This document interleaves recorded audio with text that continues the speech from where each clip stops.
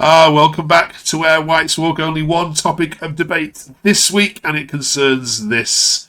LUFC says, thanks for the memories, thanks for everything, but it's now time to go. Where are you at on the Farke out debate? We've got Chris and Sam back with us to review that Nottingham Forest game and give their opinions on whether it's time to say goodbye to Daniel. Sam, is it time for him to go? I'm afraid so. It's a case of Fark off. It's just not happening. And we're getting worse as the season goes on. Decent start, but we can't defend, we can't score.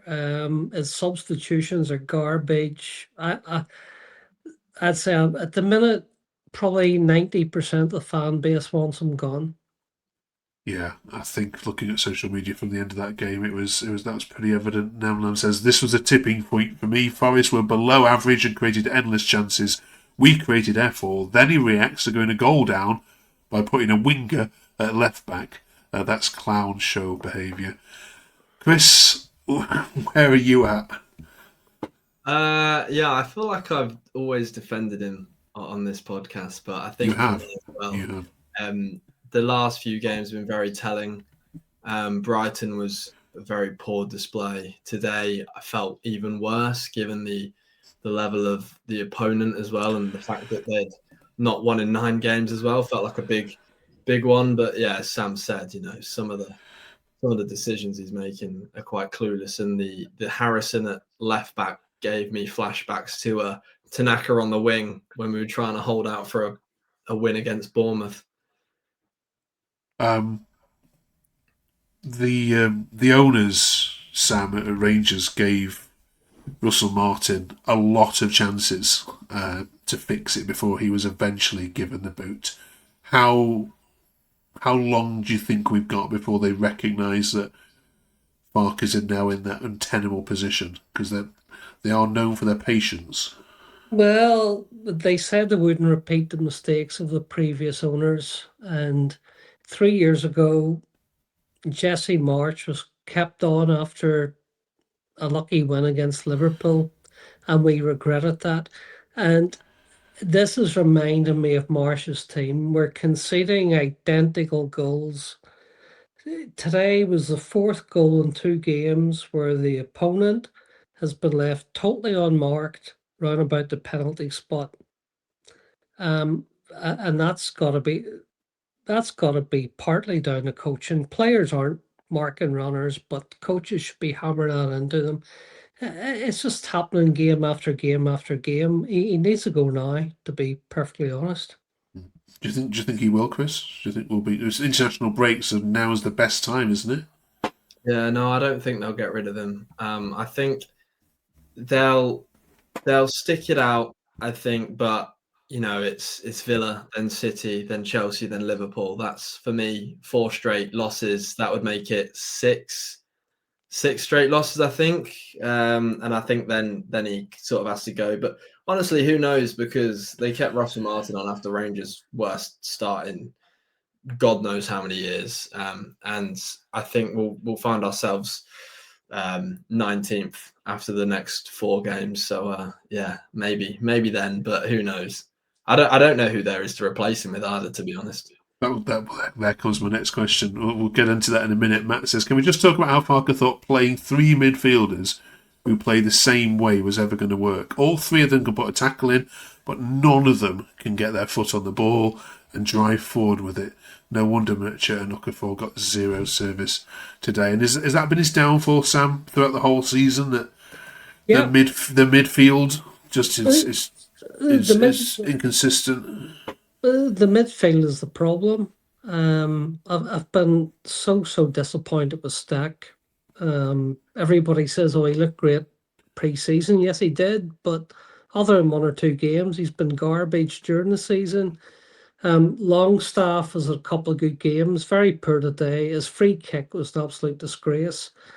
He recovered well from it, but and I don't know what's happened to Ampadu. His form has just fallen off a cliff.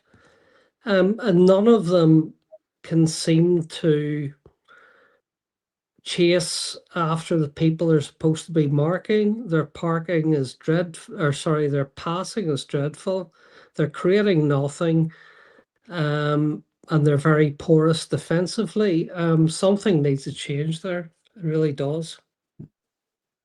Chris, I mean, are there any players that come out with any credit from the game today? Yeah, I'd say Metcha, because he's not really had a look in at all. He had one chance and he took it, and it was a great goal, great finish. And I think the issue there is I think if you give him Calvert-Lewin's chances this season, we've got more wins and we're probably higher up the table because he's very clinical. He's obviously, I think he's had 2 or 3 chances since he's joined the club. He's taken 2 of them. And I think he was the bright spark, but he got no service after that. And I think if the defense were doing their job and the midfield were doing their job, and it was just the fact that we couldn't put the ball in the net, then I'd sort of forgive Farke, because we spent 18 million on an attack with 2 free players, and he's screaming out for more. But it's the fact that the midfield seemed to be getting run through incredibly easily, and the defense, albeit bar road on at times, seeming to forget how to defend. So I would say today, not many players can come out of it, but he is probably the only one. Do you agree, Sam? Yeah, absolutely. I thought Metcha took his chance very, very well. And it's really difficult looking at the rest of the team to say who had a good game. Some of them had good bits of play. Bilal was good in patches, Rodon good most of the time. Like their second goal, who was meant to be marking that guy? No one went near him.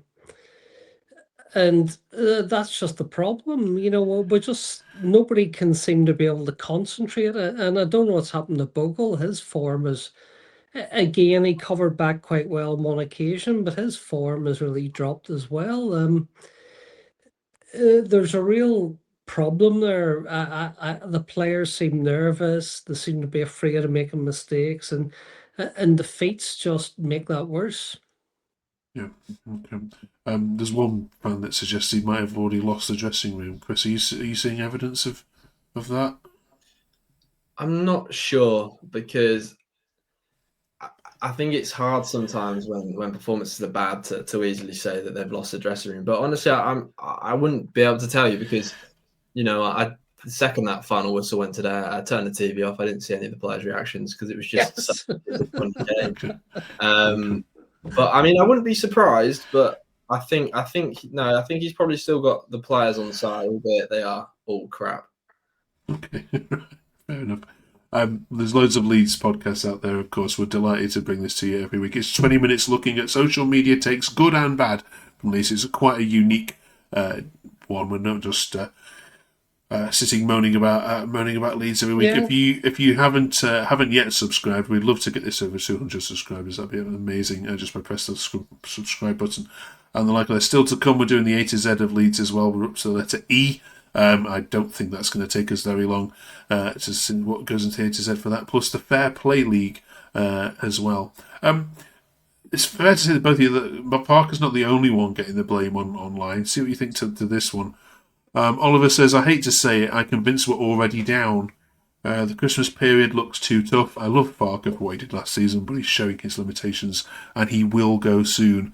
Most of the blame lies with the board after a shocking summer, though. This is not a Premier League side. And as sorry we might as feel for Farke, they've got a point, these posts, haven't they? That the board need to take a heck of a lot of responsibility for where Leeds are at right now. Dare I compare to Sunderland as an example? Yeah, well, that's a very fair point. Farke himself said that if he didn't get another attacker, it'd be very difficult to keep this team up. What they've recruited is a team full of journeymen. Who on our side would get into a top half team there? Absolutely no one. And for 2 seasons in a row, they've decided not to bother with a number 10 when the team's crying for someone who can put their foot in the ball and play a decent pass. Yeah, The problem is we can't replace the owners right now.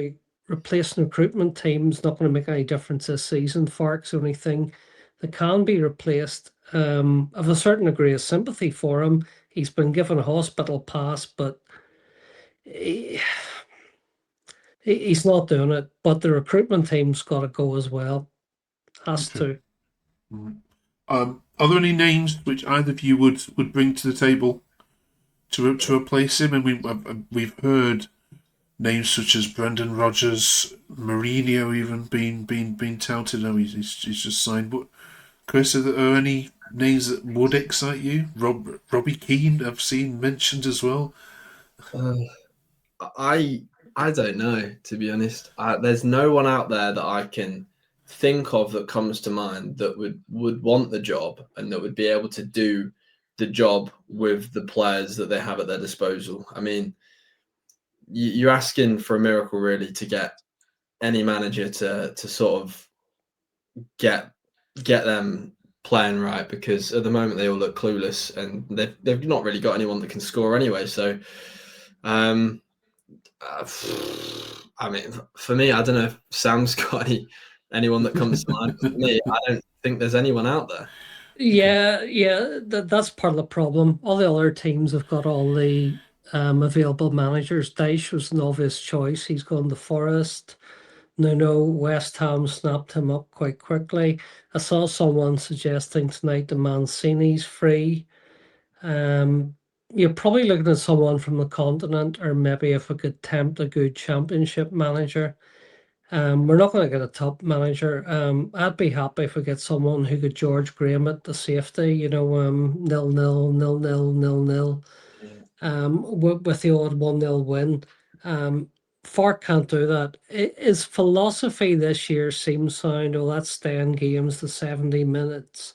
But the problem is we don't stay in games until the 70th minute. We concede in the first half hour and we can't seem to defend for any more than about half an hour without conceding. Yeah. The good news, I mean, I watched Fulham at the weekend. I was obviously was at Everton for that game, and they were garbage. I know they beat you, I think, but they were absolutely garbage. So in terms of teams that are worse than you, we can count Wolves down. I definitely think Yeah. Fulham. I definitely think Fulham will go. So if you can just stay above that line, we're not very good either, but I don't think we'll go down. But yeah, it's just about making sure you're just better than three other teams, isn't it? Which I think, Chris, you probably could argue. I would disagree. I would say us, Wolves, and Burnley. I mean, Fulham do look bad, and they shouldn't have beaten us. That was that fluke own goal. But they're the established team, and I think they'll have enough in them, and they've certainly got a better manager than we have. And I think they'll do enough to stay up. Whereas we look clueless. Burnley, yeah, they beat us, but they were an awful team, and we should have beaten them if we'd taken our chances. They look clueless as well, and I think Wolves are already down. So Okay. Trying to be positive. We'll try.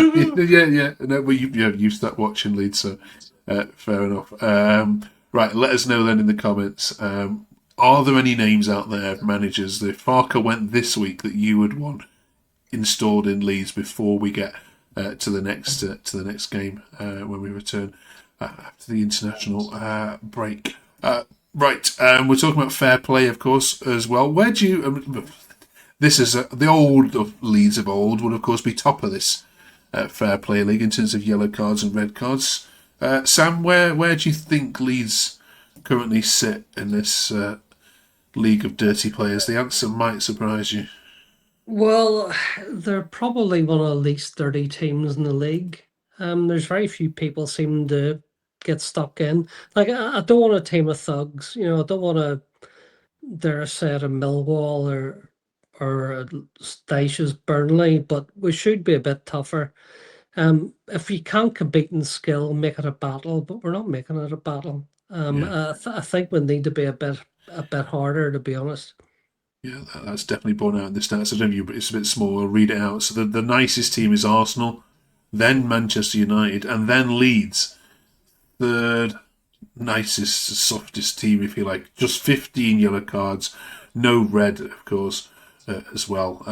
Does that speak volumes, Chris? I suppose that there you are with and City, of course, just above you as well. That you don't seem to have a bite about you.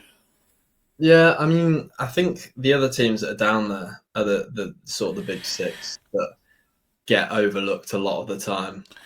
If you'd have asked me, I would have probably said 17th, 16th, because I know we don't really get stuck in. I think we shy away from a lot of stuff, and I also think we've been quite fortunate with some decisions from referees as well. But yeah, I mean, again, it just goes to show that players are running straight past us, and we're just letting them rather than putting that tackle in and risking a yellow card. And I think maybe if we did that a bit more often, we would have had a bit more success in some games. But it is what it is, and we just got to move forward, haven't we? Yeah, we never thought we'd see Leeds the opposite end of the Yeah. play league. To be fair, just not ring true, does it? If you've been watching the last couple of weeks, we've been doing the A to Z of Leeds United. We've gone all the way through to the letter D. This week with the letter E. It could be anything or anyone connected with Leeds that gets in here. Like I said, I think this won't take us very long at all. Chris, Sam? I actually looked this up in anticipation. There's very few people's surnames begin with E, so I'll say something unpopular here. Eric Cantona. He wasn't with us long, but he did some very good things. Hat trick, charity shield, some good goals, and the run up to winning the league. Just a shame he couldn't have been there a while longer. There we go. I can hear people typing in the comments now, so I'll be hated forever. Yeah. Chris, I presume you're going to want to put Ellen Road in. Well, I would put Ellen Road in because again, I couldn't think of a player, and the only one that really came to mind was Ryan Edmondson, and I don't think you can put him in. I think we'll go with Ellen Road. Oh, yeah, in the history books of A to Z of Leeds United, I think Ellen Road will have to be. What age were you, Chris, when you first went? Do you remember your first game? I was about 4. Okay. So 2001. Yeah.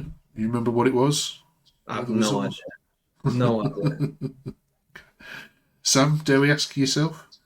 Oh, my first game at Ellen Road was 1991, but I did see them at a friendly in Belfast in 1971. And they managed to lose 3-1 to a team full of amateurs, so what more can I say?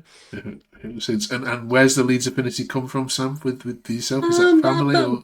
No, but basically when I was a kid growing up, there wasn't much live football on TV, so most of us had a local Irish team, an English team, a Scottish team, and Leeds were doing well match of the day. That's where it came from. Okay, wow, brilliant.